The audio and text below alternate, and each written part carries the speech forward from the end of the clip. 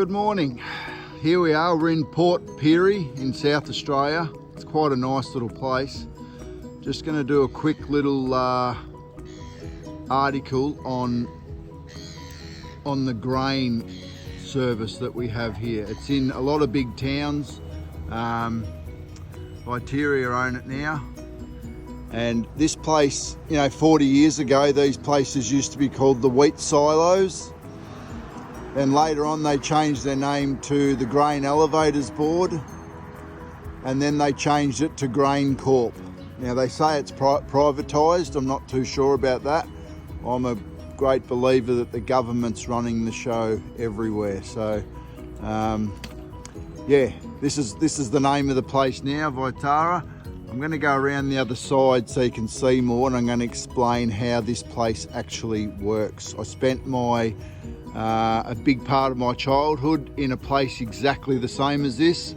My father used to run the one in Geelong many years ago, and every chance I got, I would be at work with him, weekends, after school. So I know these places inside out. So I'm just going to go around the front on the waterfront and explain how this place works and why.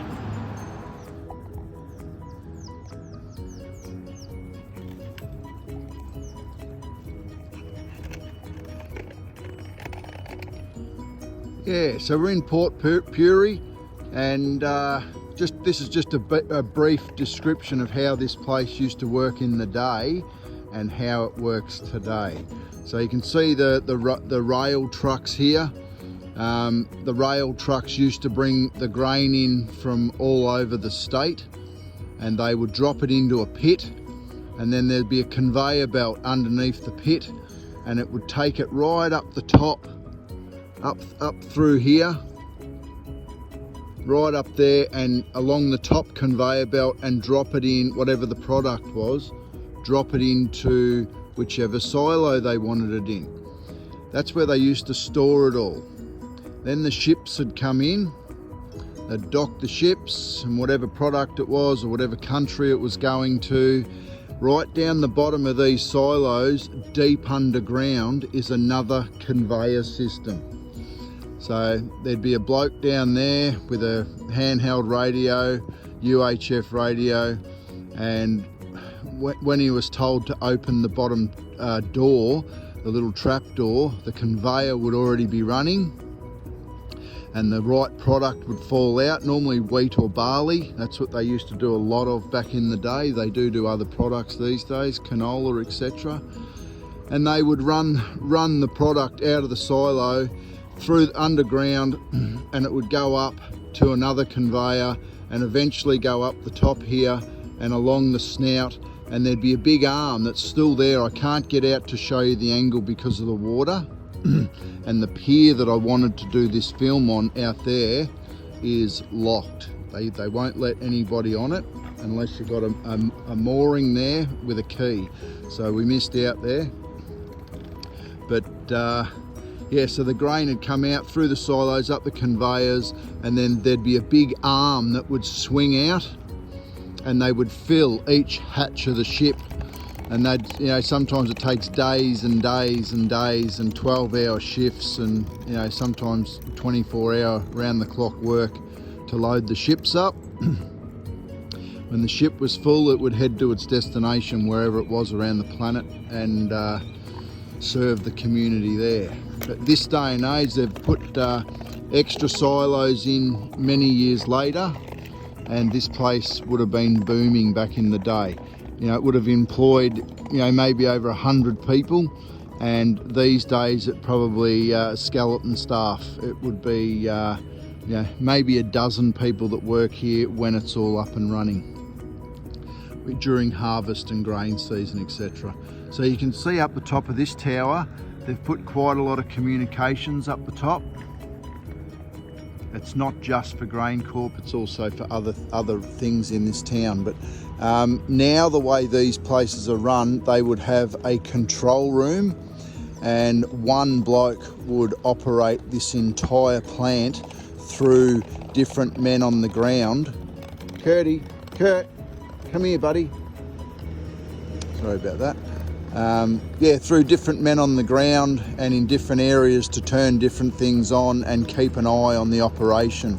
Occasionally, if belts slip or if an electric motor would go or whatever, they can have massive spills, and they've got to be able to shut the feed off so that the fill doesn't get too big, because once there's a spill, blokes have got to come from everywhere on shovels and fix it all up and fix the problem, and then get rid of the grain that's spilt out everywhere. So the bloke in the control room would control the entire plant, all the wiring and everything, all the electric motors, the conveyor systems, the computerized equipment, the electronics would all go back to the control room, wherever that may be. It could even be that little room down there that's always signed as the control room. This place is closed at today, but it's all fenced off, so I can't sort of walk through the place and show you. But so he would control the entire plant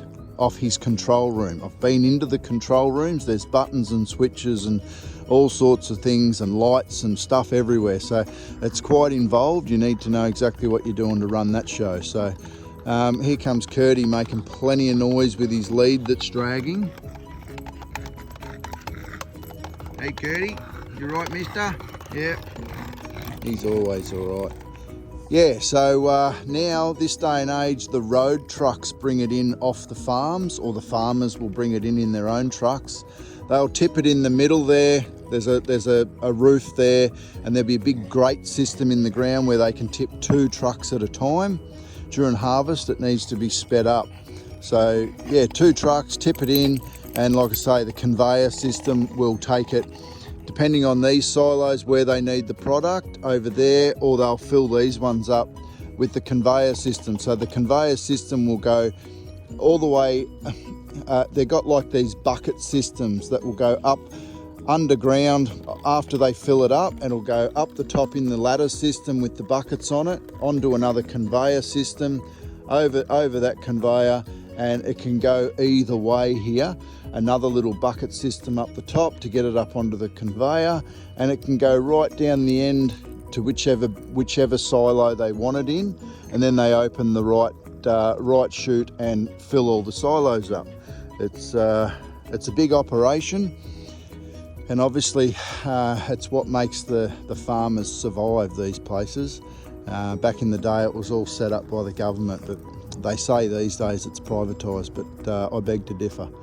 But massive operation, and both coming in from the land, storing it here, and then filling our ships and exporting it all over the world. So that's just a basic insight as to how the grain service world works. They also do, if you have a look in the paddocks over harvest, the big yellow fields, it's canola.